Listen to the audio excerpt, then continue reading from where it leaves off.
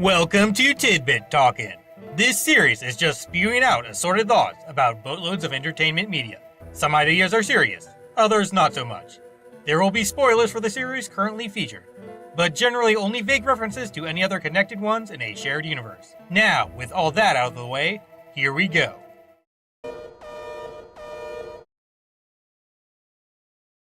Passie's power is probably preserved for getting through barriers during any potential Neo Arcadia infiltration. Alternatively, it might have been saved up for something like sneaking past a prisoner capturing force field Copy X's forces put around their base if worst case scenario hoopla ever started up. The opening stage of Mega Man X is wonderful because it serves as an amazing tutorial, which can also be approached like any regular level if one's already familiar with that then fresh series playstyle. It accomplishes this amazing feat by putting the player into relatively safe situations where X's new abilities must be utilized to progress past points classic Blue Bomber capabilities can't do anything about. This setup also has some awesome storytelling junk going on, since it perfectly portrays X's status as someone very powerful but lacking experience. He can always survive, but things won't necessarily be without some hiccups. At the end of all that, he faces up against Vile, an overwhelming foe that currently can't be overcome whatsoever. Yes, safety only comes about once a certain red Reploid performs a crazily stylish rescue, which shows off what reaching full potential might look like. At this point in the story, where Zero truly officially achieves main character status, that wonderful beginning level is kind of flipped in an equally as spectacular way. That is, the primary protagonist, plus whoever's controlling him, are both absolutely expected to be highly experienced with this type of dashing wall jump and extremely aggressive enemy-filled gameplay. No sort of secure teaching moments show up at all. Then, everything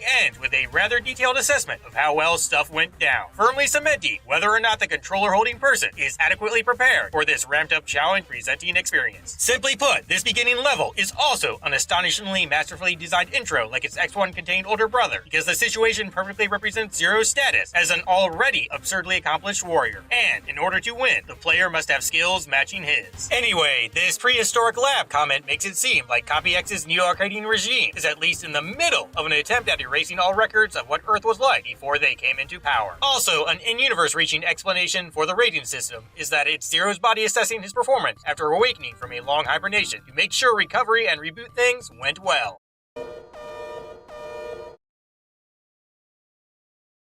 Elemental chip mass production / distribution / installation and its broad weakness replacing highly specific vulnerabilities related consequences came into play so the Four Guardians' various squadrons could stop uprisings more easily. This includes the possibility of infighting kind of problems as well. It would make sense that every advanced general type Reploid or Mechanoid would be equipped with each elemental type for emergency handling purposes. The scant few Zero collects after boss fights must simply be what survives his wrath through sheer luck. The disposal process is a really slow burn because Commander Clone Contraption's corrupt country wants to make it seem like CL's resistance is even smaller, so them questioning action becomes a lesser thought about thingy among blissfully ignorant content citizen people. Plus, there's likely some stuff going on along the lines of rumors about them slaughtering innocent folks being more believable if they get too enthusiastic about mass murder things.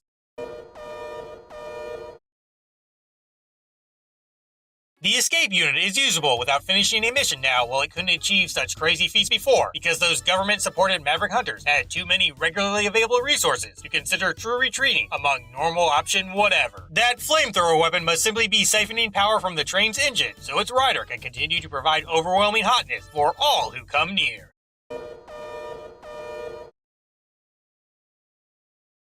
Mostly, Anubis laid death trap because Pharaoh Tomb defense junk related to his particular robo-myth theme. Speaking of which, being a match to environmental crap isn't the only reason he's patrolling here. Neo Arcadia wants hazardous travel ensuring junk in an already naturally dangerous locale to keep tabs on whether or not any opponents possess ludicrous acrobatic combat potential.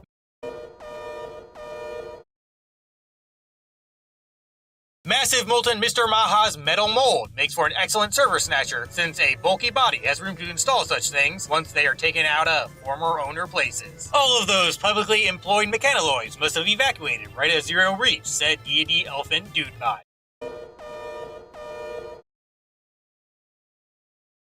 Things like schematics which inspired Servo to create the triple rod and shield boomerang were stored where Righteous Redness was hyper-nappy, because there was much past ally originating contemplation going on about developing centuries-lasting security for him that consisted solely of weaponry any potential intruders could never have prior experience facing. This somewhat secret, no-camera path could very well be around to provide an entrance for massive maintenance mechanaloid. New Arcadia can't afford to ever shut down security after all. Speaking of that, this dragon thing might be what did such stuff before getting weaponized for rebel-quelling purposes.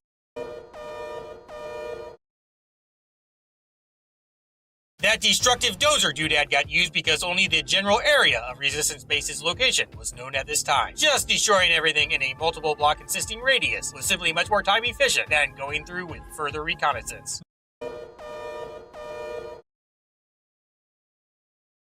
These security Reploid activated prison bar deals get shut down really quickly after their operator's death, because the things are only designed to be on for enough time for said cyber soldiers to kill opposition that's much weaker than zero. Can't waste too much power during this energy crisis after all. ICE commanders always supervise this place because they can help out with extra not fight what have you, just in case the secret server's cooling system fails.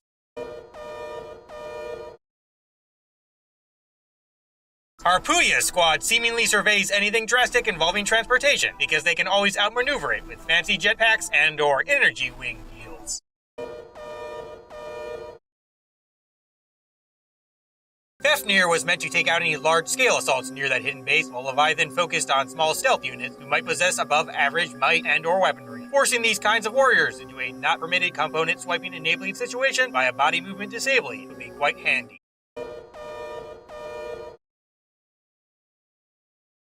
So many enemies have electrical weapons here to swiftly short out anything that might steal information from those oddly arranged data harvesting thingamajigs. Lethal Lake Lady melted all that gross looking ice so those subs could come in and possibly move the data holding doodads if need be. EX skills were commanded to stay hidden by New Arcadia, so particularly clever enemies have a harder time developing specialized countermeasures. The army ran by a copy of somebody who almost always gained victory by using specific weaponry, but has been taught really intensely when it comes to having an ace up one's sleeve. Zero can't develop any of these sort of moves for himself yet, because he's too busy remembering how to fight period right now. Phantom generally uses quite predictable maneuvers, so his troops can sneak in and assassinate his opponent while he's being beaten. They don't do so here because he's curious about Mr. Legendary Hero. Also, they've been quite busy killing guards and installing bombs.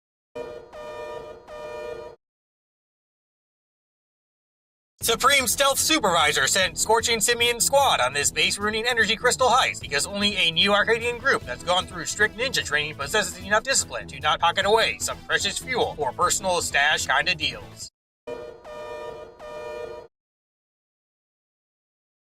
All trans servers would have data on Creepy Capital's location, because said place's ruler controls the network. By the way, he can't just force people there for execution, because teleportation signals that come into contact with unwilling mind programs might cause some sorta horrifying Persona stuck in internet purgatory type scenario. These slow turret wielding Yoku block deals were decided upon as the best security options for main bases because Real X and his friends are this world's only known dash capable robots not employed by New Arcadia. Those people just so happen to be a lot less likely to show up than certain not so mobile green clad pseudo soldiers. Zero either doesn't know what a slug is anymore because of lingering hibernation damage, or he just never saw one before because when would he ever have time to look for bugs and whatever. Copy X is all into backup bodies despite how much of an energy crisis is occurring because he himself being one gives him a certain fondness for the concept. The haphazard no portrait having mission layout of this game goes away from the second one onward because Real Deal Gen 2 Blue Bomber helped out those nifty resistance systems with deciphering modern encryption. Being able to steal more computer info equals pretty pictures. There are no non-cyber elf sub-tanks this time around because a certain devious duplicate gathered up all the ones stashed in nearby areas.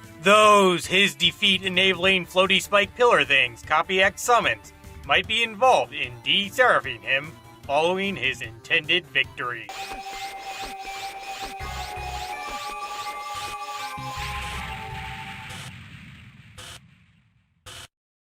Endings are a pain, but all of you are fantastic. See ya.